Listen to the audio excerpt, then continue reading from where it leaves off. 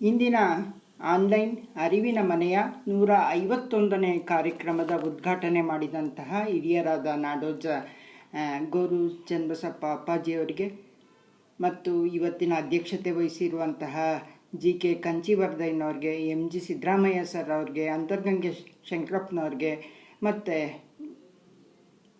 M Parameshwaraiah ಸ್ವಾಗತ ಮಾಡಿದಂಥವರು ಮತ್ತು ಇಲ್ಲಿರುವಂತಹ ಎಲ್ಲ ಹಿರಿಯರಿಗೂ ಮತ್ತು ವಚನ ವಾಚನ ಮಾಡಲಿರುವಂತಹ ವಚನಕಾರರಿಗೂ ಮತ್ತು ಕೇಳುಗರಿಗೂ ಎಲ್ಲರಿಗೂ ಸಹ ನನ್ನ ಶರಣಾರ್ಥಿಗಳು.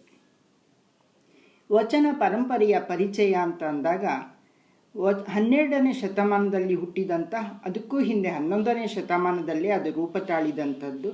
ಯಾವ ರೀತಿ ಅದು ತನ್ನ ಪ್ರಯಾಣವನ್ನು ಮಾಡ್ಕೊಳ್ತಾ ಬಂತು, ಯಾವ ಕಾಲದಲ್ಲಿ ತುಂಬ ಹುಚ್ಚರಾಯ ಸ್ಥಿತಿಯಲ್ಲಿದ್ದು ಮತ್ತೆ ಅದು ತನ್ನ ಗತವೈಭವವನ್ನು ಕಳೆದುಕೊಂಡಂತಹ ಕಾಲಘಟ್ಟಗಳು ಯಾವುದು ಅನ್ನುವಂಥದ್ದನ್ನು ನಾವು ನೋಡ್ತಾ, ಇವತ್ತಿನ ಆಧುನಿಕ ವಚನ ಸಾಹಿತ್ಯದಲ್ಲಿ ಈ ಕಾಲಘಟ್ಟವನ್ನು ಯಾವ ರೀತಿ ಸಾಕ್ಷೀಭೂತವಾಗಿ ಇಂದಿನ ವಚನಕಾರರು ಮಾಡ್ತಾ ಇದ್ದಾರೆ ಅನ್ನುವಂಥದ್ದನ್ನು ನೋಡ್ತಾ ಬಂದಾಗ ನಮಗೆ 12ನೇ ಶತಮಾನದ ವಚನಕಾರರ ಪರಿಚಯವನ್ನು ಮೊದಲಿಗೆ ಮಾಡಿಕೊಳ್ಳೋಣ.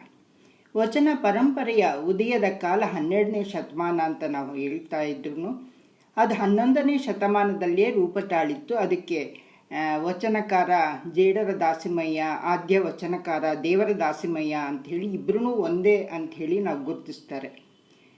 ಈ ಎಲ್ಲ ಆಧಾರಗಳನ್ನ ನಾವು ನೋಡ್ತಾ ಬಂದಾಗ ಅದಕ್ಕೂ ಮುಂಚೆ ವಚನ ರಚನೆಯ ಈ ಕಾಲಘಟ್ಟದಲ್ಲಿ ನಮಗೆ 12ನೇ ಶತಮಾನದ ಈ ವಚನ ಪರಂಪರೆ ಇದೆಯಲ್ಲ, ಇದು ಬಹಳ ಸ್ವತಂತ್ರವಾದಂತಹ ವಚನ ರಚನಾ ಯುಗವೆಂತೇಳಿ ನಾವು ಕಾಣಬಹುದು. ಕಾವ್ಯ ಗ್ರಂಥಗಳ ರಚನೆಯಲ್ಲಿದ್ದಂತಹ ವಿಷಯಗಳ ಆಯ್ಕೆ, ಛಂದಸ್ಸು, ಭಾಷೆ, ಸ್ವಾಮಿನಿಷ್ಠೆ, ರಾಜಾಶ್ರಯ, ಹಳೆಗನ್ನಡ ಇವೆಲ್ಲ ಕಟ್ಟುಪಾಡುಗಳ ಇದ್ದಂತಹ ಮಾರ್ಗ ಸಾಹಿತ್ಯವನ್ನು ಬಿಟ್ಟು ಅದರಿಂದ ಮುಕ್ತವಾಗಿ ಅನುವಲಿದಂತೆ ಹಾಡುವೆ ಎಂಬಂತೆ ತಮ್ಮ ತಮ್ಮ ಬುದ್ಧಿಭಾವವನ್ನು ತಮ್ಮ ಹೃದಯದ ಧ್ವನಿಗೆ ಹತ್ತಿರವಾಗಿಸಿಕೊಂಡು ಕವಿ ಕಾವ್ಯ ಬೇರೆ ಬೇರೆ ಎನ್ನದೆ ಇವೆರಡೂ ಒಂದೇ ಎಂಬಂತೆ ಅನುಭವದಿಂದ ಅನುಭವವಾಗಿಸಿ ದೇಸಿ ಶೈಲಿಯಲ್ಲಿ ರೂಪ ತಾಳಿದ್ದೆ ವಚನ ಅಂಥೇಳಿ ಹೇಳ್ಬೋದು.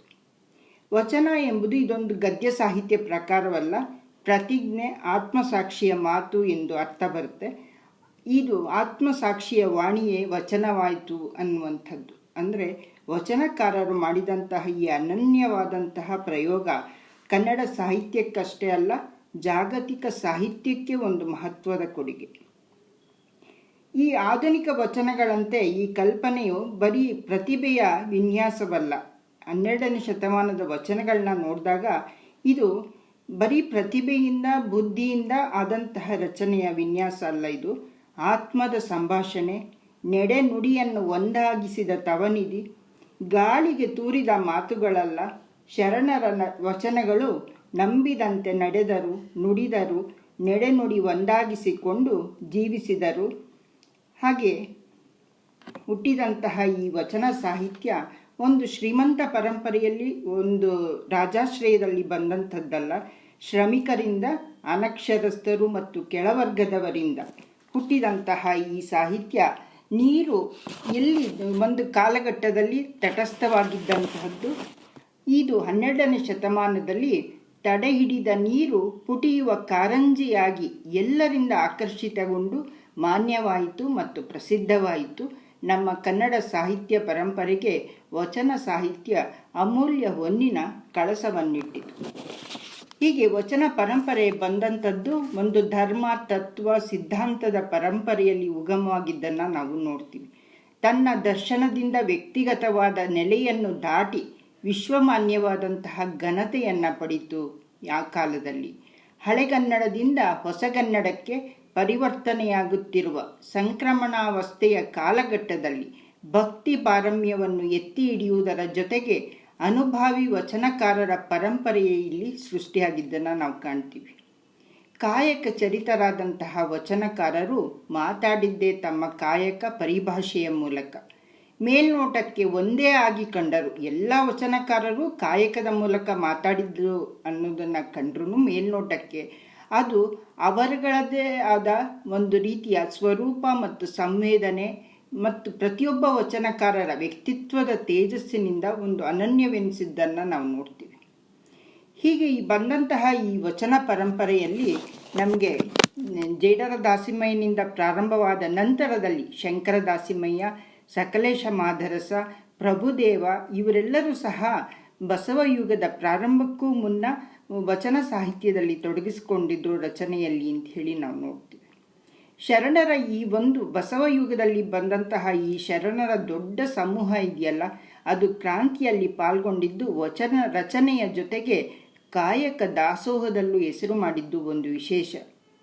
ಇವರು ಅಂತರಂಗದ ಕನಸುಗಳನ್ನೆಲ್ಲ ನಿರೀಕ್ಷೆಯ ಜೊತೆಗೆ ಬಹಿರಂಗದ ನಿರೀಕ್ಷೆಯಲ್ಲೂ ತಮ್ಮ ಮೇಲ್ಗೈಯನ್ನು ಸಾಧಿಸಿದ್ರು.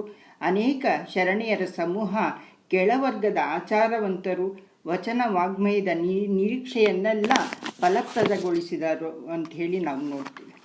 ಹಾಗೆ ಇದನ್ನು ವಚನ ಪರಂಪರೆ ಕುರಿತು ರಮಶ್ರೀ ಮುಗಳಿಯವರು ಒಂದು ಕಡೆ ಮಾತು ಹೇಳ್ತಾರೆ. ತಮ್ಮ ವಚನಗಳೆಂದರೆ ನಡುಗನ್ನಡದ ಶೈಲಿಯ ಅನುಭವ ಗದ್ಯದಲ್ಲಿ ಉಸುರಿದ ಅಧ್ಯಾತ್ಮದ ಭಾವಗೀತೆಗಳು. ಜಗತ್ತಿನ ಸಾಹಿತ್ಯದಲ್ಲಿ ಇಂತಹ ಒಂದು ಸಾಹಿತ್ಯ ರೂಪವನ್ನು ನಾವು ಕಾಣೋದಕ್ಕೆ ಸಾಧ್ಯ ಇಲ್ಲ. ಅದು ಇದ್ರೂ ಅದು ಬಹಳ ಅಪರೂಪವಾದಂತಹ ಇದೊಂದು ಪ್ರಕಾರ ಅಂತ ಹೇಳಿ ಹೇಳ್ತಾರೆ. ಕನ್ನಡಕ್ಕೆ ಇದೊಂದು ಅಪೂರ್ವವಾದ ಕೊಡುಗೆ ಅಂತ ಹೇಳಿ ಸಹ ಗುರುತಿಸ್ತಾರೆ. ಈ ವಚನದಲ್ಲಿ ಏನಂತ ವಿಶೇಷತೆ ಇದೆ 12ನೇ ಶತಮಾನದ ವಚನದಲ್ಲಿ ಅಂದರೆ, ಅನುಭವದಿಂದ ಉದಯವಾಗಿದ್ದಲ್ಲ, ಇದು ಅನುಭವವನ್ನು ದಾಟಿದ ಅನುಭವದಲ್ಲಿ ಸಿದ್ಧಿಸಿದಂತಹ ವಚನಗಳು ಅಂಥೇಳಿ ಗುರುತಿಸ್ಬೋದು. ಮತ್ತು ಇವು ಬುದ್ಧಿಭಾವದ ವಿದ್ಯುತ್ ಆಲಿಂಗನದ ಜೊತೆಗೆ ಬಹಳ ಸಹಜವಾಗಿ ಎಲ್ಲೂ ಸಹ ಶರಣರಾದಂಥ ವಚನಕಾರ ತನ್ನ ಬುದ್ಧಿಯನ್ನು ಬಲಪ್ರಯೋಗದಿಂದ ತಂದಂತಹ ರಚನೆಯಲ್ಲ, ಸಹಜವಾದ ಸ್ಫೂರ್ತಿಯಿಂದ ಹೊಮ್ಮಿದಂತಹದ್ದು ಮತ್ತು ತನ್ನ ಇಷ್ಟ ದೇವತೆಗಳ ಎದುರು ತಮ್ಮ ಆತ್ಮ ನಿರೀಕ್ಷಣೆಯನ್ನು ಮಾಡಿಕೊಳ್ಳುತ್ತಾ ಹೇಳಿದಂತಹ ಕಾವ್ಯ ಪ್ರಕಾರ. ಮತ್ತು ಇನ್ನೊಂದು ವಿಶೇಷತೆ ಈ ವಚನಕಾರರಲ್ಲಿ ಸ್ವಂತ ಕಾಯಕದೊಳಗೆ ಅವರು ತಮ್ಮನ್ನು ತೊಡಗಿಸಿಕೊಂಡು ಅದರ ಹೋಲಿಕೆಯಲ್ಲಿ ಪಾರಮಾರ್ಥದ ವಿವರಣೆಯನ್ನು ಕೊಟ್ಟಂತಹದ್ದು ಇಲ್ಲಿಯ ವಿಶೇಷ. ಮತ್ತು ಸಂಬೋಧನಾ ರೂಪವಾದ ತಮ್ಮ ಅಂಕಿತಗಳಿಂದ ವಚನವನ್ನು ಮುಕ್ತಾಯಗೊಳಿಸಿದ್ದು ಸಹ ಇಲ್ಲಿಯ ಒಂದು ವಿಶೇಷವನ್ನು ನಾವು ನೋಡ್ತೀವಿ. ಈ ಒಂದು ಹಳೆಗನ್ನಡದಿಂದ ಹೊಸಗನ್ನಡಕ್ಕೆ ರೂಪಾಂತರವಾದಂತಹ ಈ ಸಂಧಿಕಾಲವನ್ನು ನಡುಗನ್ನಡ ಶೈಲಿಯಲ್ಲಿ ಪ್ರಯೋಗವಾದಂತಹ ಈ ವಚನಗಳು ತಮ್ಮ ಹೃದಯದ ಶ್ರೀಮಂತಿಕೆಯಿಂದ ಸೌಂದರ್ಯ ದೃಷ್ಟಿಯ ಮೂಲಕ ಮತ್ತು ನಿಶ್ಚಿತವಾದ ದರ್ಶನವನ್ನು, ಸಿದ್ಧಾಂತವನ್ನು, ಆಚಾರ ಧರ್ಮವನ್ನು ಹೇಳುವ ಮೇಲ್ತರಗತಿಯ ಸಾಹಿತ್ಯ ಮತ್ತು ಅನುಭಾವಿಗಳ ಆತ್ಮ ಮಂಥನದಿಂದ ಹೊಮ್ಮಿದ ವಚನ ಸಾಹಿತ್ಯ ಅಂಥೇಳಿ ಗುರುತಿಸ್ತಾರೆ. ಈ ರಸಭಾವ ಅಲಂಕಾರಗಳು ಮತ್ತು ಉದಾತ್ತ ನಿರೀಕ್ಷೆಗಳನ್ನು ಇರುವುದರಿಂದ ಉತ್ತಮ ಸಾಹಿತ್ಯವನ್ನು ಸಹ ನಾವು ಇದನ್ನು ಧಾರಾಳವಾಗಿ ಹೇಳ್ಬೋದು. ಬರೀ ವಚನ ಸಾಹಿತ್ಯ ಅಂತ ಹೇಳಿ ಯಾಕೆ ಧಾರಾಳವಾಗಿ ಹೇಳ್ಬೋದು ಅಂದರೆ, ಅದರಲ್ಲಿ ರಸಭಾವ ಅಲಂಕಾರಗಳಿದೆ. ಅಂದರೆ ಮಾರ್ಗ ಸಾಹಿತ್ಯದಲ್ಲಿ ಇದ್ದಂತಹ ಶಿಷ್ಟ ಪದ್ಧತಿಗಳನ್ನೆಲ್ಲ ಬಿಟ್ಟಿದ್ರೂ ಸಹ, ಸಾಹಿತ್ಯದ ರೂಪವನ್ನು ಬಿಟ್ಟಿದ್ರೂ ಸಹ ಅದರಲ್ಲಿ ರಸಭಾವ ಅಲಂಕಾರಗಳು ಇದೆ ಮತ್ತು ಉದಾತ್ತವಾದ ಧ್ಯೇಯಗಳನ್ನು ಹೊಂದಿರುವಂಥದ್ದು ಮತ್ತು ಉತ್ತಮ ಸಾಹಿತ್ಯವಾಗಿ ನಾವು ಹೇಳುವಂತಹ ಎಲ್ಲ ಲಕ್ಷಣವನ್ನು ಒಳಗೊಂಡಂತಹ ಒಂದು ಉತ್ತಮ ಸಾಹಿತ್ಯ ರಚನೆ ಅಂತ ಹೇಳಿ ನಾವು ಇದನ್ನು ಪರಿಗಣಿಸ್ಬೋದು. ಹಾಗೆ ಇದು ತನ್ನದೇ ಆದಂತಹ ವ್ಯಕ್ತಿತ್ವದ ಹಿರಿಮೆಯನ್ನು ಹೊಂದಿ ಮತ್ತು ಜೀವನ ಸಿದ್ಧಿ ಮತ್ತು ಆತ್ಮಾನುಭವದ ಸೃಷ್ಟಿಯ ವೈಶಾಲ್ಯತೆ, ಸತ್ಯ ಧರ್ಮದ ದರ್ಶನವನ್ನು ಮಾಡುವಂಥದ್ದು ಸಹ ಈ ವಚನಕಾರರಲ್ಲಿ ನಾವು ಕಾಣಬರುತ್ತೆ. ಹಾಗೆಯೇ ನಮಗೆ ಈ ಇದನ್ನೆಲ್ಲ ನೋಡ್ತಾ ಬಂದಾಗ ಸಮಾಜದಲ್ಲಿ ಇದು ವಿವಿಧ ಸ್ತರಗಳಿಗೆ ಸೇರಿದ ವಿವಿಧ ಸಾಮಾಜಿಕ, ಶೈಕ್ಷಣಿಕ, ಆರ್ಥಿಕ ಮಟ್ಟಗಳ ವಿವಿಧ ವೃತ್ತಿಗಳ 33 ಮಂದಿ ಶಿವ ಶರಣೆಯರನ್ನು ಒಳಗೊಂಡ 211 ಶರಣರ ವಚನಗಳನ್ನು, ಸುಮಾರು 14,500 ವಚನಗಳನ್ನು ಕರ್ನಾಟಕ ಸರ್ಕಾರ ಸಮಗ್ರ ವಚನ ಸಂಪುಟದಲ್ಲಿ ಪ್ರಕಟಿಸಿರುವುದನ್ನು ನಾವು ನೋಡ್ತೀವಿ. ಮತ್ತು ನಾವು ಈ ವಚನದಲ್ಲಿ ವೈಶಿಷ್ಟ್ಯತೆ ಯಾವ ರೀತಿ ಇದೆ ಅಂತ ಹೇಳಿ ನೋಡಿದಾಗ, ನಾವು ಸಾಹಿತ್ಯ ರಚನೆ ಮಾಡುತ್ತಿದ್ದೇವೆ ಅಂಥೇಳಿ ಎಲ್ಲೂ ಸಹ ಶರಣ ಪ್ರಜ್ಞಾಪೂರ್ವಕವಾಗಿ ತೊಡಗಿಸ್ಕೊಂಡಿದ್ದನ್ನು ನಾವು ಕಾಣೋದಿಲ್ಲ. ಪ್ರಯತ್ನಪಟ್ಟು ಬರಿತಾ ಇದ್ದೀನಿ ಅಂಥೇಳಿ ಹೇಳಿರುವಂಥದ್ದು ಇಲ್ಲ. ತಮ್ಮ ಮತ, ಧಾರ್ಮಿಕ, ಸಾಮಾಜಿಕ ಚಳುವಳಿಯಲ್ಲಿ ಒಂದು ಧಾರ್ಮಿಕವಾದಂತಹ ಈ ಸಾಮಾಜಿಕ ಚಳುವಳಿ ಇದೆಯಲ್ಲ, ಸಮಷ್ಟಿಯಾಗಿ ಬಂದಂತಹ ಈ ಚಳುವಳಿಯ ರೂಪದಲ್ಲಿ ಅಲ್ಪ ಸ್ವಲ್ಪವಾಗಿ ಬರೆಯಬಲ್ಲ ಶಕ್ತಿ ಇದ್ದವರೆಲ್ಲರೂ ಸಹ ಬರವಣಿಗೆಯಲ್ಲಿ ತೊಡಗಲು ಆ ಕಾಲವು ಪ್ರೇರಣೆಯನ್ನು ಒದಗಿಸ್ತು ಅನ್ನುವಂಥದ್ದು. ಆ ಪ್ರೇರಣೆಯ ಒಂದು ಶಕ್ತಿ ಇದೆಯಲ್ಲ, ಸಮಷ್ಟಿ ಪ್ರಜ್ಞೆಯ ಶಕ್ತಿ, ಅದರ ಮೂಲಕ ಹೊಮ್ಮಿದಂತಹ ಈ ನೂರಾರು ಧ್ವನಿಗಳು ಸಹ ತಮ್ಮದೇ ಆದಂತಹ ಒಂದು ನೈಜತೆಯನ್ನು ಒಳಗೊಂಡು ರಚನೆಯಾದಂತಹ ವಚನಗಳು. ಈ ನೂರಾರು ಜನ ವಚನಕಾರರ ಮೂಲಕ ಚಳುವಳಿಯ ವಿವಿಧ ಅಂಶಗಳು ತೀವ್ರ ಚರ್ಚೆಗೆ ಒಳಗಾದವು. ಚಳುವಳಿಯ ಅಂತರಂಗವನ್ನು ತೆರೆದು ತೋರಿಸಲಾಯಿತು. ಚಳುವಳಿಯನ್ನು ಯಾಕೆ ಮಾಡ್ತಾ ಇದ್ದೀವಿ, ಯಾವ ರೀತಿಯಲ್ಲಿ ಅನ್ನುವಂಥದ್ದು ಸಹ ವಚನಗಳ ಮೂಲಕ ಬಯಲಾಯಿತು. ಹಾಗೆ ಚಳುವಳಿಗೆ ಒಂದು ಸ್ಪಷ್ಟವಾದ ರೂಪವನ್ನು ಕೊಡುವುದಕ್ಕೂ ಸಹ ಸಾಧ್ಯ ಆಯಿತು ಈ ವಚನಗಳ ಮೂಲಕ ಅಂತೇಳಿ. ಇಲ್ಲಿ ವಚನಗಳಲ್ಲಿ ವೈಯಕ್ತಿಕ ಭಾವನೆಗಳ ಅಭಿವ್ಯಕ್ತಿಯೂ ಸೇರಿದರೂ ಸಹ ಅಭಿವ್ಯಕ್ತಿ ವೈಯಕ್ತಿಕವಾಗಿದ್ದರೂ ಸಹ ಅದು ವೈಯಕ್ತಿಕತೆಯನ್ನು ಮೀರಿದ ಸಾಮೂಹಿಕ ಪ್ರಜ್ಞೆಯಲ್ಲಿ ಸಮೀಕರಣಗೊಂಡಿರುವಂಥದ್ದು ಇಲ್ಲಿಯ ವಚನಗಳ ವೈಶಿಷ್ಟ್ಯ ಅಂಥೇಳಿ ಹೇಳ್ಬೋದು. ಹಾಗೆ ಆ ಕಾಲದ ವಚನವನ್ನು ನಾವು ಚಳುವಳಿಯಿಂದ ಬಿಟ್ಟು ಬರೀ ಸಾಹಿತ್ಯವಾಗಿಯೇ ನೋಡೋದಕ್ಕೆ ಸಾಧ್ಯ ಇಲ್ಲ ಅನ್ನುವಂಥದ್ದು ಈ ವಚನಗಳಿಗಿರುವಂತಹ ವಿಶೇಷತೆ.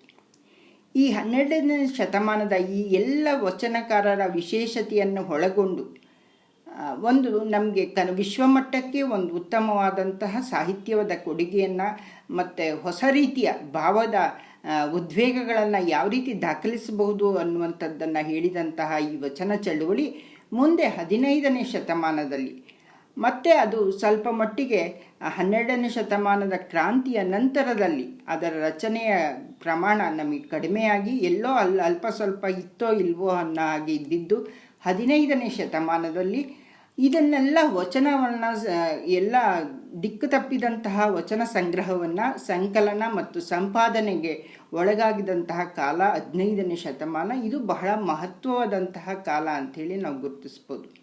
ಶೂನ್ಯ ಸಂಪಾದನೆಯಂತಹ ಕೃತಿಗಳಲ್ಲಿ ಸಹ ವಚನಗಳು ಅತ್ಯಂತ ಸೃಜನಶೀಲ ರೀತಿಯಲ್ಲಿ ಜೋಡಣೆಗೊಂಡು ರಚನೆಯಾಗಿರುವಂಥದ್ದನ್ನು ನಾವು ನೋಡ್ತೀವಿ.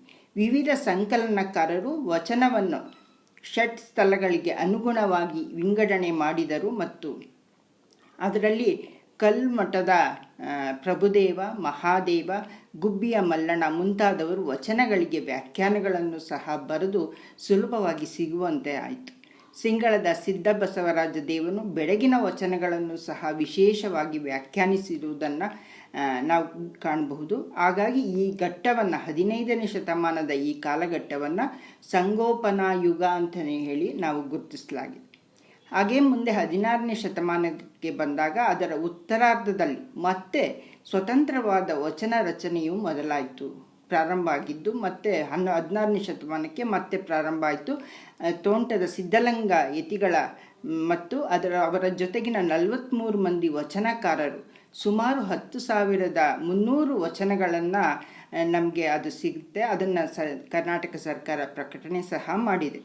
ಇಲ್ಲಿನ ನಮ್ಮ ವಚನಗಳನ್ನು ಕೃತಿಕಾರರು ಒಂದು ಸೀಮಿತ ಉದ್ದೇಶದಿಂದಲೇ ಈ 16ನೇ ಶತಮಾನಕ್ಕೆ ಬಂದಾಗ ಇಲ್ಲಿ ಯಾವುದೇ ಚಳುವಳಿಯೂ ಯಾವುದೇ ಸಮಷ್ಟಿ ಪ್ರಜ್ಞೆಯ ಒತ್ತಾಯವೂ ಇಲ್ಲದಂತಹ ಕಾಲ, ಅವರೇ ಸ್ವತಂತ್ರವಾಗಿ ತಮ್ಮಿಷ್ಟ ಬಂದ ಹಾಗೆ ರಚನೆ ಮಾಡಿದಂತಹ ಈ ಕಾಲಘಟ್ಟದಲ್ಲಿ ವಚನದ ಒಂದು ಭಾವದ ತೀವ್ರತೆಯು ಕಡಿಮೆಯಾಗಿರುವಂಥದ್ದು.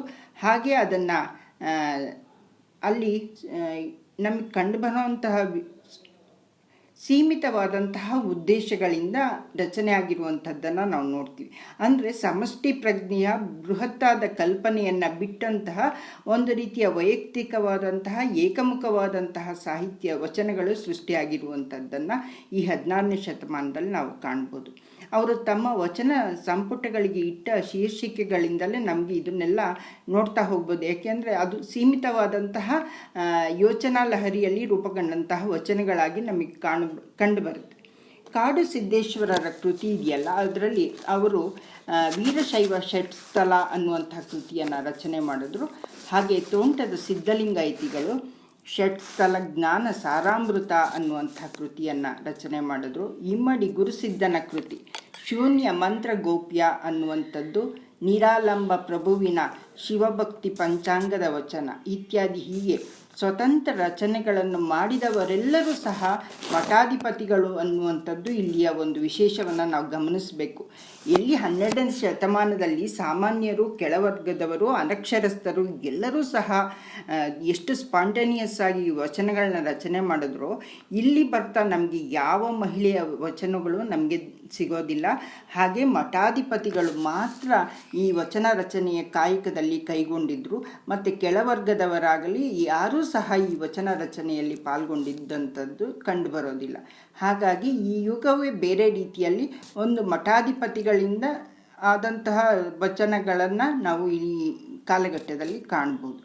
ಇಲ್ಲಿ ಅನುಭವದ ವೈವಿಧ್ಯಕ್ಕೆ ಅವಕಾಶವೇ ಇಲ್ಲದಂತಹ ಒಂದು ಕಾಲಘಟ್ಟ. ನಾವು ವಚನಕಾರರಲ್ಲಿ ಯಾವ ರೀತಿಯ ವೈವಿಧ್ಯತೆಯನ್ನು, ಪ್ರತಿಯೊಬ್ಬ ವಚನಕಾರನೂ ಒಂದೊಂದು ರೀತಿಯಲ್ಲಿ ವೈವಿಧ್ಯತೆಯನ್ನು, ತನ್ನದೇ ಆದಂತಹ ಸ್ವ ಅನುಭವಗಳನ್ನ ದಾಖಲಿಸಿದಂತಹದ್ದನ್ನು ನೋಡ್ತೀವಿ. ಹಾಗೆ ಇಲ್ಲಿ ಆ ರೀತಿಯ ಯಾವುದೇ ನಮಗೆ ವಿಶೇಷತೆಯೂ ಸಹ ನಮಗೆ ಕಂಡುಬರೋದಿಲ್ಲ. ಹಾಗೆ ಇದು ಒಂದು ಸಮಾಜವನ್ನು ನಾವು 12ನೇ ಶತಮಾನದಲ್ಲಿ ಹೇಗೆ ಸಮಾಜವನ್ನು ಸ್ತ್ರೀಯರಿಗೂ ಅವಕಾಶಗಳನ್ನು ಕೊಟ್ಟು ಮತ್ತು ಯಾವ ಒಂದು ಪುರೋಹಿತಶಾಹಿಗಳ ಹಿಡಿತದಿಂದ ಪಾರು ಮಾಡಬೇಕು ಅಂಥೇಳಿ ಬಸವಾದಿ ಶರಣರು ತೀವ್ರವಾದಂತಹ ಚಳುವಳಿಯನ್ನು ಮಾಡಿದ್ರು. ಆದರೆ 16ನೇ ಶತಮಾನದ ಹೊತ್ತಿಗೆ ಅದು ಮತ್ತೆ ಆ ಹಿಡಿತವನ್ನು ಮತ್ತೆ ಪಡೆದುಕೊಳ್ತು. ಅದರಲ್ಲಿ ಸಿಲುಕಿಕೊಂಡಂತಹ ಸಮಾಜ ಮತ್ತೆ ಹೆಣ್ಣುಗಂಡಿಗೆ ಯಾವುದೇ ರೀತಿಯ ಹೆಣ್ಣಿಗೆ ಯಾವುದೇ ರೀತಿಯ ಸ್ವತಂತ್ರವೂ ಸಿಗಲಿಲ್ಲ. ಮತ್ತು ಹೆಣ್ಣು ಗಂಡಿಗೆ ನಡುವಣ ಆತ್ಮಕ್ಕೆ ಲಿಂಗಭೇದವಿಲ್ಲ ಅನ್ನುವಂಥದ್ದನ್ನು ಶರಣರ ವಿಚಾರಧಾರೆಯೇ ಮಾಯವಾಗಿ ಮತ್ತೆ ಇದು ಒಂದು ರೀತಿಯ ಪಟ್ಟಭದ್ರ ಹಿತಕ್ಕೆ ಸಿಕ್ಕಿದಂತಹ ಕಾಲ ಅಂಥೇಳಿ ಹೇಳ್ಬೋದು. ಬಸವಾದಿ ಶರಣರ ಚಿಂತನೆಗಳೆಲ್ಲ ಬತ್ತಿ ಹೋಗಿ ಸಮಾಜದಲ್ಲಿ ಚಲನೆ ಇಲ್ಲದ ಜಡತ್ವ, ಮತೀಯತೆ ಆವರಿಸಿದಂತಹ ಕಾಲ. ಮಾನವೀಯತೆಯ ವಿಶಾಲತೆಯನ್ನು ಕಳಚಿಕೊಂಡು ಏಕತಾನತೆ ಪಡೆಯಿತು ಅಂಥೇಳಿ ವಿಮರ್ಶಕರು ಗುರುತಿಸ್ತಾರೆ ಈ ಕಾಲವನ್ನು. ನಾವು ವಚನ ರಚನೆ ಆಗಿದೆ ಅಂತ ಹೇಳಿದ ತಕ್ಷಣ ಅಲ್ಲಿ ಎಲ್ಲವೂ ಮತ್ತೆ ಚೈತನ್ಯವಾಗಿ ಮೂಡಿತು ಅಂತ ಹೇಳೋದಕ್ಕೆ ಬರೋದಿಲ್ಲ. ಅದನ್ನು ವಿಮರ್ಶಕರು ಆ ಎಲ್ಲ ವಚನಗಳನ್ನು ಓದಿ ಮಾಡಿ ನೋಡಿ ಮಠಾಧಿಪತಿಗಳು ಮಾತ್ರ ಇಲ್ಲಿಯ ಕಾಲಘಟ್ಟದಲ್ಲಿ ವಚನಗಳನ್ನು ರಚನೆ ಮಾಡಿದ್ದಾರೆ. ಹಾಗಾಗಿ ಇದು ಏಕತಾನತೆಯನ್ನು ಪಡೆದಿದೆ ಅಂಥೇಳಿ ಗುರುತಿಸಲಾಗಿದೆ. ಮತ್ತು ಸಾಹಿತ್ಯದ ಬೋಧನಾ ಪ್ರಧಾನವಾಯಿತು. ಇಲ್ಲಿ ಸಾಹಿತ್ಯ ಏನಂದರೆ ನಾವು ಒಬ್ಬರು ಹೇಳ್ತೀವಿ, ಇನ್ನು 100 ಜನ ಕೇಳಬೇಕು ಅನ್ನೋದಾಯಿತು. ಆದರೆ 12ನೇ ಶತಮಾನದಲ್ಲಿ ಆಗಿಲ್ಲ. ಎಲ್ಲರೂ ಸಹ ಮಾತಾಡುವವರೇ, ಎಲ್ಲರಿಗೂ ಸಹ ಧ್ವನಿಯನ್ನು ಕೊಟ್ಟಂತಹ ಯುಗ ಅದು. ಆದರೆ ಇಲ್ಲಿ ಒಬ್ಬರು ಮಾತಾಡಿದ್ದನ್ನು ಎಲ್ಲರೂ ಕೇಳಬೇಕು ಅನ್ನುವಂತಹ ಒಂದು ವ್ಯವಸ್ಥೆ ನಿರ್ಮಾಣವನ್ನು ನಾವು ನೋಡ್ತೀವಿ. ಆಧುನಿಕ ವಿಚಾರಪರತೆ, ಜೀವನ ಪ್ರೀತಿ ಇವೆಲ್ಲವೂ ಸಹ ಮಾಯವಾಗಿದ್ದಂತಹ ಕಾಲ. ಮತ್ತು 12ನೇ ಶತಮಾನಕ್ಕೆ ವಿರುದ್ಧವಾದ ಆಚರಣೆಗಳೆಲ್ಲವೂ ಸಹ ಪ್ರಧಾನವಾಗಿ ಕಾಲವೂ ಸಹ ಇದಾಗಿದೆ. ಬಸವಾದಿ ಕಾಲದ ವಚನಗಳ ರೀತಿ ಎಂದರೆ ಭಾವತೀವ್ರತೆಯಿಂದ ಉಕ್ಕಿದ ಬಂದಂತಹ ಶುದ್ಧ ಜಲವಾದರೆ 16ನೇ ಶತಮಾನದ ನಂತರದ ವಚನಗಳು ಬುದ್ಧಿಪೂರ್ವಕವಾದ ಕಸರತ್ತುಗಳಾಗಿ ಬಹುದೀರ್ಘವಾದ ರಚನೆಗಳನ್ನ ನಾವು ಕಾಣ್ತೀವಿ. ಅಂದರೆ 4 ಸಾಲುಗಳಲ್ಲಿ ಮತ್ತು 2 ಸಾಲುಗಳಲ್ಲೇ ತಾವು ಹೇಳಬೇಕಾದದ್ದು ಆಚಾರ ವಿಚಾರ ಎಲ್ಲವನ್ನ ನಮ್ಮ ಶರಣರು 2 ಸಾಲುಗಳ ಮೂಲಕ ಕೊಟ್ಟಂತಹ ವಚನಗಳು ಸಹ ದಾಖಲಾಗಿದೆ. 4 ಸಾಲಿನ ವಚನಗಳನ್ನು ಒಂದೇ ವಚನ ಸಿಕ್ಕಿರೋರು ಸಹ ವಚನಕಾರರು ಅಂತ ಹೇಳಿ ಗುರುತಿಸಿರುವಂತಹ ನಮ್ಮ ವಚನ ಯುಗದಲ್ಲಿ ಇಲ್ಲಿ ಬಹುದೀರ್ಘವಾದಂತಹ ವಚನಗಳ ರಚನೆ ಕಾಣ್ತೀವಿ. ಅಂದರೆ ಸಾಂದ್ರತೆಯನ್ನು ಹೆಚ್ಚಿಸಿಕೊಂಡಂತಹ ಕಾಲ. ಹಾಗಾಗಿ ಇಲ್ಲಿ ವಚನಗಳನ್ನು ಬುದ್ಧಿಪೂರ್ವಕವಾಗಿ ಸುಮ್ಮನೆ ಜಾಳಾಗಿ ಬರಿತಾ ಹೋದರೆ ಹೊರತು ಅದನ್ನು ಕ್ರೌಢೀಕರಿಸಿಕೊಂಡು ಅದನ್ನು ತಮ್ಮದೇ ಆದ ಒಂದು ಕೇಂದ್ರ ಬಿಂದುವಿನಲ್ಲಿ ನಿಂತು ಮಾತಾಡುವಂತಹ ಒಂದು ಕಾಲವನ್ನು ಕಳೆದುಕೊಂಡಂತಹ ಕಾಲ. ಜಂಗಮತ್ವವನ್ನು ತೊಲಗಿ ಸ್ಥಾವರವೇ ಪ್ರಾಧಾನ್ಯತೆಯನ್ನು ಪಡೆದಂಥದ್ದು ಈ ಕಾಲ. ಭಕ್ತಿಯಿಂದ ಅನುಭವ ಮತ್ತು ಅನುಭವವೇ ಇಲ್ಲವಾಗಿ ಬರೀ ತರ್ಕಬದ್ಧವಾದ ವಿಚಾರವೇ ಮೊದಲಾಗಿದ್ದಂತಹ ಕಾಲಘಟ್ಟ ಅಂಥೇಳಿ ಇದನ್ನು ಗುರುತಿಸ್ತಾರೆ. ಮತ್ತು ಅಂಕಿತಗಳು ಸಾಕ್ಷಿ ಪ್ರಜ್ಞೆ, ಆತ್ಮಪ್ರಜ್ಞೆಗಳ ಪ್ರತೀಕವಾಗಿ ಪ್ರಾಮಾಣಿಕತೆ ಮೊದಲಾಗಿದ್ದರೆ 12ನೇ ಶತಮಾನದಲ್ಲಿ ಅಂಕಿತಗಳು ಮತ್ತು ಸಾಕ್ಷಿ ಪ್ರಜ್ಞೆ ಇವೆಲ್ಲ ಪ್ರಧಾನವಾಗಿದ್ದರೆ, ಈ 16ನೇ ಶತಮಾನದಲ್ಲಿ ಇಲ್ಲಿ ಬರುವ ಅಂಕಿತಗಳು ಅನುಕರಣೆಯಿಂದ ಬುದ್ಧಿಪೂರ್ವಕವಾಗಿ ರೂಪುಗೊಂಡಂತಹ ರಚನೆಗಳಾಗಿದ್ವು ಅಂತ ಹೇಳಿ ಗುರುತಿಸ್ತಾರೆ. ಹೀಗೆ ಇನ್ನು 5 ರಿಂದ 6 ನಿಮಿಷಕ್ಕೆ ಸಂಕ್ಷಿಪ್ತಗೊಳಿಸಿ ಅಕ್ಕ ಸಮಯ. ಆಯ್ತು ಸರ್. ಹೀಗೆ ಈ ಎಲ್ಲ 16ನೇ ಶತಮಾನದ ಈ ಎಲ್ಲ ಬುದ್ಧಿಪೂರ್ವಕವಾದ ಚಿಂತನೆಗಳನ್ನ ನಾವು ನೋಡ್ತಾ ಬಂದಾಗ 12ನೇ ಶತಮಾನದ ವೈಶಿಷ್ಟ್ಯತೆ ನಮಗೆ ಹೆಚ್ಚು ಪ್ರಧಾನವಾಗಿ ಹೆಚ್ಚು ಶ್ರೇಷ್ಠವಾಗಿ ಕಾಣುವಂಥದ್ದು. ಹಾಗೆ ಈ ವೈಯಕ್ತಿಕ ಸಂವೇದನೆ ಹಿಂದೆ ಸಾಮೂಹಿಕವಾದಂತಹ ಪ್ರಜ್ಞೆ ಸದಾ ಜಾಗೃತವಾಗಿತ್ತು. 12ನೇ ಶತಮಾನದಲ್ಲಿ ವೈಯಕ್ತಿಕವಾಗಿ ಪ್ರತಿಯೊಬ್ಬ ವಚನಕಾರನು ಬರೆದರೂ ಸಹ ಅದು ಸಾಮೂಹಿಕವಾದಂತಹ ಪ್ರಜ್ಞೆ ಜಾಗೃತವಾಗಿದ್ದರಿಂದನೇ ಅಲ್ಲಿಯ ಭಾವಾಭಿವ್ಯಕ್ತಿಯ ಪ್ರಧಾನವಾಗಿ ಶರಣರ ವಚನಗಳು ಬಹಳ ಸ್ವಚ್ಛಂದವಾಗಿ ಮುಕ್ತಕ ಸ್ವರೂಪದಲ್ಲಿ ಅಂಕಿತ ಬಳಕೆಯಿಂದ ಬಹಳ ಸ್ವತಂತ್ರವಾದ ಪ್ರಯೋಗವಾಗಿ ಕಂಡುಬರುತ್ತೆ. ನಮಗೆ ಮೊದಲಿಗೆ ಆಧುನಿಕ ವಚನಗಳ ಸಾಲಿಗೆ ಅವೆಲ್ಲವನ್ನು ದಾಟಿ 21ನೇ ಶತಮಾನಕ್ಕೆ ಬಂದಾಗ ದ ರಾ ಬೇಂದ್ರೆಯವರ ಮೊದಲ ರಚನೆ ವಚನಗಳು ಅಂತೇಳಿ ಕರೆಸ್ಕೊಂಡಿದ್ದು. ಅದು 1920-21ರ ಹೊತ್ತಿಗೆ ವಚನಗಳು ಸೇರ್ಕೊಳ್ತು. ಅವರು ಕರುಳಿನ ವಚನಗಳು ಅಂತೇಳಿ ಬರೆದರೂ ಸಹ ಅದರಲ್ಲಿ ವಚನದ ಯಾವುದೇ ರೀತಿಯ ಅಂಕಿತವಾಗಲಿ ಮತ್ತು ವೈಶಿಷ್ಟ್ಯವಾಗಲಿ ವಚನದ ರೂಪವನ್ನು ಹೊಂದಿರಲಿಲ್ಲ. ಹಾಗಾಗಿ ಅದನ್ನು ತಾನು ಸ್ವಚ್ಛಂದವಾದ ಪ್ರಕಾರವನ್ನು ಹುಟ್ಟಿಸಿಕೊಳ್ಳೋದಕ್ಕೋಸ್ಕರ ಬರದೆ ಅಂತ ಹೇಳಿ ಬೇಂದ್ರೆಯವರು ಹೇಳ್ತಾರೆ.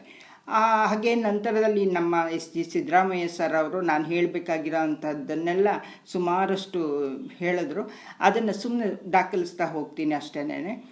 S.V. ರಂಗಣ್ಣನವ್ರು ಬಂದರು. ಆಮೇಲೆ ಇದನ್ನು ಅಂತರಾತ್ಮ ಅಂತ ಹೇಳಿ ರಂಗನಾಥ ರಾಮಚಂದ್ರ ದಿವಾಕರರು ಬರೆದ್ರು. ಹಿಂಡಲ್ಗಿ ಸೆರೆಮನಿಯಲ್ಲಿದ್ದಾಗ ಬರೆದಂಥದ್ದು. ಅದು ಸಹ ಬಹಳ ಅಂತರಾತ್ಮ ಅಂತ ಹೇಳಿ ಅಂಕಿತವನ್ನು ಇಟ್ಟುಕೊಂಡು ಬರೆದಂಥದ್ದು. ಅದು ರವೀಂದ್ರನಾಥ್ ಟ್ಯಾಗೂರರ ಗೀತಾಂಜಲಿಯ ಪ್ರಭಾವ ಇದೆ ಅಂತ ಹೇಳಿ ಗುರುತಿಸ್ತಾರೆ. ಹಾಗೆ ಕುವೆಂಪುರವರು ಕಿಂಕಿಣಿ ಅನ್ನುವಂಥದ್ದು ವಚನ ಸಂಗ್ರಹ ಪ್ರಕಟಣೆ ಮಾಡಿದ್ರು. ಆದರೆ ಅದರಲ್ಲಿ ಅಂಕಿತದ ಬಳಕೆ ಇಲ್ಲ. ಆಧ್ಯಾತ್ಮದ ಶೃಂಗಾರದ ರಚನೆಗಳನ್ನು ಇದರಲ್ಲಿ ನಾವು ಕಾಣ್ತೀವಿ. ಆ ನಂತರ ಬಂದಂತಹ ನಮ್ಮ ಆಧುನಿಕ ವಚನದಲ್ಲಿ ಹೆಚ್ಚು ಸಂಖ್ಯೆಯಲ್ಲಿ ಸುಮಾರು 5,000ಕ್ಕೂ ಹೆಚ್ಚು ವಚನಗಳನ್ನ ಬರೆದಂಥವರು ಜ.ಚ.ನಿ ಅವರು ಮಣಿವಚನಗಳು, ವಚನ ಮಂಜರಿ, ವಚನಾಂಜಲಿ, ವಚನವಲ್ಲರಿ, ಸೋಗವಚನ, ಮಿಡಿವಚನ, ಯುಗವಚನ ಅಂಥೇಳಿ ಸುಮಾರು ಅತ್ಯಂತ ಎಲ್ಲ ವಚನಕಾರರನ್ನು ಮೀರಿಸುವಷ್ಟು ಸಂಖ್ಯೆಯಲ್ಲಿ ವಚನಗಳನ್ನು ಕೊಟ್ಟಂಥವರು. ಹಾಗಾಗಿ ಇವರು ಬಹಳ ಪ್ರಮುಖವಾದಂಥ ಆಧುನಿಕ ವಚನದಲ್ಲಿ ಹೆಚ್ಚು ವಚನ ಬರೆದಂತಹ ಪ್ರಮುಖವಾದ ವಚನಕಾರರಾಗಿ ನಮಗೆ ಕಂಡು ಬರ್ತಾರೆ. ಆಮೇಲೆ S.V. ಪರಮೇಶ್ವರ ಭಟ್ರು, ಮಹದೇವ ಬಣಕಾರವರು, ಹೀಗೆ ನಮ್ಮ ವಚನ ಪರಂಪರೆಯನ್ನೆಲ್ಲ ನಾವು ನೋಡ್ಕೊಂಬಂದಾಗ ಈ ಎಲ್ಲ 12ನೇ ಶತಮಾನದ ವಚನಗಳು ಯುಗಧ್ವನಿಯಾಗಿಯೇ ನಮಗೆ ಕಂಡುಬರುತ್ತೆ ಭಾಳ ಶ್ರೇಷ್ಠವಾಗಿ. ಈ ವಚನ ಸಾಹಿತ್ಯದ ಪ್ರಭಾವ ಹೆಚ್ಚು ಬೀರಿದ್ದು ಆಧುನಿಕ ಎಲ್ಲರ ಮೇಲೂ, ಎಲ್ಲ ಸಾಹಿತ್ಯ ಬರೆಯೋರ ಮೇಲೂ ಆಧುನಿಕ ವಚನಕಾರರ ಪ್ರಭಾವವನ್ನು ಯಾರೂ ಸಹ ಬಿಟ್ಟು ಹೊರಗೆ ಬಂದು ನಿಂತು ಬರೆಯೋದಕ್ಕೆ ಸಾಧ್ಯ ಆಗಿಲ್ಲ ಅನ್ನೋದಕ್ಕೆ ಇವತ್ತಿಗೂ ಬರೀತಿರುವಂತಹ ದೊಡ್ಡ ಸಾಲೆ ಇದೆ ವಚನಕಾರರ ಆಧುನಿಕ ವಚನದ ಪರಂಪರೆಯಲ್ಲಿ. ಹಾಗೆ ಹಿರಿಯ ಕವಿಗಳು ಸಹ ಅದನ್ನು ಬಿಟ್ಟು ಯೋಚನೆಯನ್ನು ಮಾಡೋದಕ್ಕೆ ಸಾಧ್ಯ ಆಗಿಲ್ಲ ಅನ್ನುವಂಥದ್ದು. ಅಷ್ಟು ಪ್ರಭಾವವನ್ನು ನಮ್ಮ ವಚನ ಸಾಹಿತ್ಯ ಎಲ್ಲರಿಗೂ ಕೊಟ್ಟಂಥದ್ದು. ನವ್ಯ ಕಾವ್ಯ ಸೃಷ್ಟಿಯಲ್ಲಿ ದಲಿತ ಬಂಡಾಯ ಲೇಖಕರಿಗೆ, ಯಾಕೆಂದರೆ ಕೆಳವರ್ಗದ ಸ್ತ್ರೀಯರು ಮತ್ತು ಮಹಿಳೆ ಶರಣರು ಎಲ್ಲರೂ ಸಹ 12ನೇ ಶತಮಾನದಲ್ಲಿ ವಚನ ರಚನೆ ಮಾಡಿರೋದ್ರಿಂದ ಈ ದಲಿತರು ಮತ್ತು ಬಂಡಾಯ ಸಾಹಿತ್ಯ ಇವೆಲ್ಲದಕ್ಕೂ ಸಹ ವಚನ ಸಾಹಿತ್ಯವೇ ಪ್ರೇರಣೆಯಾಗಿ ಒಂದು ಅಭಿವ್ಯಕ್ತಿಯ ಮಾಧ್ಯಮವಾಗಿಸಿಕೊಂಡಂತಹದ್ದು ವಚನ ಸಾಹಿತ್ಯದ ಮೂಲಕ ಅನ್ನುವಂಥದ್ದನ್ನು ನಾವು ಕಾಣ್ತೀವಿ. ಹಾಗೆ ಎಲ್ಲರ ಮೇಲೂ ಪ್ರಭಾವವನ್ನು ಬೀರಿದಂತಹ ಈ ವಚನ ಸಾಹಿತ್ಯ ಪರಂಪರೆಯನ್ನು ಅತ್ಯಂತ ಪ್ರಭಾವಶಾಲಿಯಾಗಿ ಎಲ್ಲರ ಗಾಢವಾದಂತಹ ಪರಿಣಾಮವನ್ನು ಬೀರಿದಂತಹ ಈ ವಚನ ಪ್ರಯೋಗ ಇದೆಯಲ್ಲ, ಅನನ್ಯವಾದ ಎಲ್ಲ ವಚನಕಾರರಲ್ಲೂ ಇದ್ದಂತಹ ಅನನ್ಯವಾದಂತಹ ಆತ್ಮವಿಶ್ವಾಸ, ದಿಟ್ಟತನ, ಸಹಜತೆ, ಸರಳ ಭಾಷೆ ಮತ್ತು ಹೃದಯ ತಾಗುವಂತೆ ಬರೆದ ನುಡಿಗಳು ಕಾಲಕ್ಕೂ ತನ್ನದೇ ಆದ ಮಾಧುರ್ಯ ಮತ್ತು ಪರಿಮಳದಿಂದ ಕಂಗೊಳಿಸಿರುವಂಥದ್ದನ್ನು ನಾವು ನೋಡ್ತೀವಿ. ಹೀಗೆ ಕಾವ್ಯ ಭಾಷೆಯು ಸೌಂದರ್ಯ ಸಹಜವಾಗಿ ಪದವಾಗಿಸಿಕೊಂಡಂತಹ ಅಪ್ರಯತ್ನ ಪ್ರಯೋಗಗಳಾಗಿದೆ ಈ ಎಲ್ಲ ವಚನಗಳು. ಹಾಗೆ ಆಧುನಿಕ ವಚನಕಾರರ ಈ ಎಲ್ಲ ವಚನಗಳಲ್ಲೂ ಸಹ ನಾವು 12ನೇ ಶತಮಾನದ ತುಂಬ ಜನ ಬರೆದಿದ್ದಾರೆ, ಎಲ್ಲರೂ ಬರೆದಿದ್ದಾರೆ. ಆದರೆ ಎಲ್ಲ ಶ್ರೇಷ್ಠ ಹಿರಿಯ ಸಾಹಿತಿಗಳು ವಚನ ರಚನೆಯಲ್ಲಿ ತೊಡಗಿಸ್ಕೊಂಡಿದ್ದಾರೆ. ಆದರೆ ಅದನ್ನು ಸಮಷ್ಟಿ ಪ್ರಜ್ಞೆಯಲ್ಲಿ 12ನೇ ಶತಮಾನದಲ್ಲಿ ಹುಟ್ಟಿದಂತಹ ಒಂದು ಶ್ರೇಷ್ಠತೆಯನ್ನು ಇವತ್ತಿನ ಯಾವ ವಚನಕಾರರು ಅದನ್ನು ಮೀರಿ ಬರೆಯುವುದಕ್ಕೆ ಸಾಧ್ಯವಾಗಿಲ್ಲ ಅನ್ನುವಂಥದ್ದು ಬಹಳ ಪ್ರಮುಖವಾದಂತಹ ಅಂಶ. ಯಾಕೆ ಅಂತಂದರೆ ಅಲ್ಲಿ ಚಳುವಳಿಯ ಒಂದು ಹಿನ್ನೆಲೆ ಇತ್ತು. ಹಾಗಾಗಿ ಅಲ್ಲಿಯ ಧೋರಣೆಯ ಈ ಒಂದು ಇದರಿಂದ ಬಹಳ ಸಹಜವಾಗಿ ಬಂದಂತಹ ಸಾಲು ಇವತ್ತು ಅದನ್ನು ನಾವು ಕಟ್ಟಿಕೊಡೋದಕ್ಕೆ ಸಾಧ್ಯ ಆಗಿಲ್ಲ. ಯಾವ ವಚನಕಾರರು ತಮ್ಮ ವೈಯಕ್ತಿಕ ನೆಲೆಯಲ್ಲಿಯೇ ಅದನ್ನು ರೂಪುಗೊಳ್ಳೋದಕ್ಕೆ ಸಾಧ್ಯ ಆಗಿದೆ. ಸಾಮುದಾಯಿಕವಾದ ಪ್ರಜ್ಞೆಯಾಗಿ ಅದು ರೂಪುಗೊಳ್ಳೋದಕ್ಕೆ ಸಾಧ್ಯ ಆಗಿಲ್ಲ ಅನ್ನುವಂಥದ್ದನ್ನು ನಾನಿವತ್ತು ಈ ಮಾತನ್ನು ಹೇಳ್ತಾ, ಈ ಕನ್ನಡ ಸಾಹಿತ್ಯ ಪರಂಪರೆಗೆ ವಚನ ಸಾಹಿತ್ಯ ಅನ್ನುವಂಥದ್ದು ಒಂದು ಅಭೂತಪೂರ್ವವಾದಂತಹ ಯಶಸ್ಸನ್ನು ಮತ್ತು ಕಾಲಕಾಲಕ್ಕೂ ಅದು ಎಲ್ಲರ ಮೇಲೂ ದಟ್ಟವಾಗಿ ಪ್ರಭಾವವನ್ನು ಬೀರುವಂತಹ ಸಾಹಿತ್ಯವನ್ನು ಕೊಟ್ಟಂತಹ ಯುಗ ಅಂತ ಹೇಳ್ತಾ, ಈ ವಚನ ಸಾಹಿತ್ಯ ಪರಂಪರೆಯನ್ನು ಮೀರೋದಕ್ಕೆ ಯಾವ ಆಧುನಿಕ ವಚನಕಾರನಿಗೂ ಸಾಧ್ಯವಾಗಿಲ್ಲ. ಹಾಗಾಗಿ ಇನ್ನೂ ಮುಂದೆಯೂ ಸಹ ಇಂತಹ ವಚನಗಳ ಪ್ರಯೋಗ ನಿತ್ಯ ನಿರಂತರವಾಗಿ ನಡೀತಾನೇ ಇರುತ್ತೆ ಅಂತ ಹೇಳ್ತಾ, ಹಾಗೆ ನನ್ನ ವಚನಗಳ ಎರಡು ವಚನಗಳನ್ನ ಹೇಳ್ತಾ ನನ್ನ ಈ ಒಂದು ವಚನ ಪರಂಪರೆಯ ಪರಿಚಯವನ್ನು ಮುಕ್ತಾಯ ಮಾಡ್ತೀನಿ. ಮೊದಲಿಗೆ ನನ್ನ ಸರ್ ಅವರು ಪರಿಚಯ ಮಾಡಿದ್ರು ತನುವಿನೊಳಗಣ ಕರ್ಪೂರ ಅನ್ನುವಂಥ ಆಧುನಿಕ ವಚನಗಳು. ನಾನು ಆಧುನಿಕ ವಚನ ಅನ್ನುವಂಥ ಪ್ರಯೋಗವೇ ನನಗೆ ತಪ್ಪು ಅಂತ ಅನಿಸುತ್ತೆ. ಯಾಕೆಂದರೆ ವಚನದಲ್ಲಿ ಆಧುನಿಕ ಮತ್ತು ಹಳೆಯದು ಅನ್ನುವಂಥದ್ದು ಏನೂ ಇಲ್ಲ. ಅದನ್ನು ಸಹ ನಾನು ಈ ನನ್ನ ಕೃತಿಯಲ್ಲಿ ದಾಖಲು ಮಾಡಿದ್ದೀನಿ. ವಚನ ಅಂದಮೇಲೆ ಎಲ್ಲ ಕಾಲಕ್ಕೂ ವಚನವೇ, ಆದರೆ ಬರೆಯುವುದರಲ್ಲಿ ಒಂದು ರೀತಿಯ ವಿಶೇಷತೆ 12ನೇ ಶತಮಾನದಲ್ಲಿದ್ದಂತಹ ವಿಶೇಷತೆ ಈಗಿನ ವಚನಕಾರರಲ್ಲಿ ಇಲ್ಲ ಅನ್ನುವಂಥದ್ದೇ ನಾವು ಇಲ್ಲಿ ದಾಖಲಿಸಬೇಕಾಗಿರುವಂಥದ್ದು.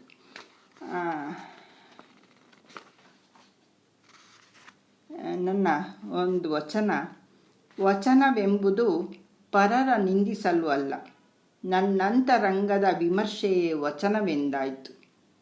ವಚನವೆಂಬುದು ವಚಿಸುವವರ ತರ್ಕಗಳ ಕರ್ಕಶವಲ್ಲ, ನನ್ನಾತ್ಮದಲ್ಲಿ ಬೆಳಗಿದ ಬೆಳಕು.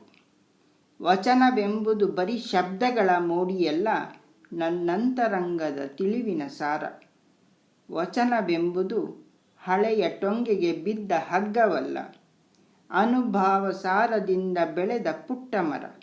ವಚನವೆಂಬುದು ಬರೀ ಕಲ್ಪಿತ ಚರ್ವಣವಲ್ಲ, ನಾನೇ ಆಗಿ ಬೆಳೆದ ಪರಿ. ಭವಹರನೆ ನಿನಗೆ ಶರಣು ಶರಣು. ನನ್ನ ಅಂಕಿತ ನಾಮ ಶರಣು ಶರಣು ಅಂತ ಹೇಳಿ ಇಟ್ಕೊಂಡಿದ್ದೀನಿ. ಹಾಗೆ ಇನ್ನೊಂದು ವಚನ, ನಾಚಬೇಕು ಮನವೊಂದು ನುಡಿಯೊಂದಾದರೆ, ಹೆದರಬೇಕು ಮನಕ್ಕೆ ಅಂಜದೆ ನುಡಿದರೆ. ಎಚ್ಚರಿಸಬೇಕು ಮನವ ಎಚ್ಚರಿಸಬೇಕು, ತಪ್ಪಿ ನುಡಿಯದಂತೆ ತಪ್ಪಿ ನಡೆಯದಂತೆ. ತ್ರಿಕಾಲವೂ ಮನವ ಶುದ್ಧವಾಗಿಸಿಕೊಂಡು ಅಂಜಬೇಕು ನನ್ನದಲ್ಲದ ಕ್ರಿಯೆಗೆ. ಎರಗುವ ದೋಷಗಳಿಗೆ ಮತಿ ಉಳಿಸಿ ಸರಿ ತಪ್ಪುಗಳ ಲೆಕ್ಕ ತಪ್ಪದಂತೆ ಇರಬೇಕು. ತನುವ ಒಂದಿಷ್ಟು ಕಾಡದೆ ಬೇಡದೆ ನರಳಿಸದೆ ಮರಣವೇ ಮಹಾನವಮಿಯಾಗಬೇಕು. ಒಲಿಯಬೇಕು ಅತೀತನಾದ ದೇವನಿಗೆ, ಆತ್ಮದ ಉನ್ನತ ಗುಣಾತೀತನಿಗೆ. ಬಾಗಬೇಕು ಪ್ರೀತಿಗೆ ಒಳಿತಿಗೆ, ಭವಹರನೆ ನಿನಗೆ ಶರಣು ಶರಣು. ಈ ಒಂದು ಆನ್ಲೈನ್ ಕಾರ್ಯಕ್ರಮದ ಮೂಲಕ ಅವಕಾಶ ಕೊಟ್ಟಂತಹ SG ಸಿದ್ದರಾಮಯ್ಯ ಸರ್ ಅವ್ರಿಗೆ ಮತ್ತು ಆ ಕಮಿಟಿನಲ್ಲಿರುವಂತಹ ಎಲ್ಲರಿಗೂ ಸಹ ನನ್ನ ಶರಣಾರ್ಥಿಗಳನ್ನ ಹೇಳ್ತಾರೆ. ನನ್ನ ಮಾತು ಶರಣಾರ್ಥಿಗಳವರೇ, ಸ್ವತಃ ಆಧುನಿಕ ವಚನಕಾರ್ತಿಯರಾಗಿರ್ತಕ್ಕಂತಹ ಕವಿತ್ರಿ ಸುಶೀಲಾ ಸದಾಶಿವಕನವರು ಸೊಗಸಾಗಿ ವಚನ ಪರಂಪರೆಯ ಪರಿಚಯವನ್ನು ನಮಗೆ